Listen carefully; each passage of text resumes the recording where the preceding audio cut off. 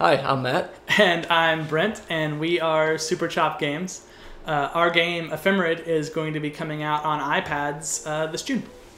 Yeah, the word ephemerid comes from the Latinate for a mayfly, which is the main character of the game. So yeah, you follow this mayfly and it's one day on Earth. So it's up to you to make that day as epic as possible through the power of music. Yeah, and music is a very important part of the game.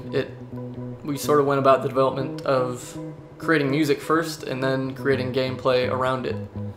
Yeah, so that really let us kind of tie the gameplay into the music in a way that we think is really sort of interesting and make something that's almost an interactive album. Yeah, and it worked out pretty well. It was an interesting way to develop a game, but in the end I think it ties the whole experience together a lot more than a typical game might, where music, like Brent said, gets short shrift. Brent does all the art, and it's all hand-cut paper craft art that he cuts out by hand and then photographs, and we bring into the game. There are basically a few simple rules that we followed. We sort of guidelines we put on ourselves when we made Ephemerid.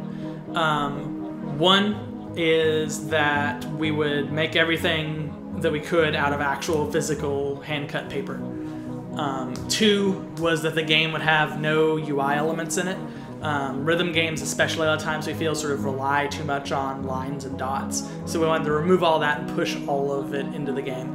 So yeah, the abstract layer of telling users when rhythms are happening and where to touch is all removed, and you're left with just the environment. The game itself is where the music happens.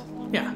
And then finally, to sort of force ourselves to just use music to communicate with the player. The game doesn't have any sort of tutorial to it, and the only text that appears in the game is the title. We want to communicate with the player just through sort of music and visuals. We think that's a really interesting sort of way of creating a game. Yeah, and it also comes from the idea of using hand-cut paper that feels very tactile. It encourages the user to intuit how to play the game and not worry about going through tutorials, just getting right into it and jumping in. So yeah, we're pretty proud of it, and we're pretty pumped about it, and we hope you guys will check it out.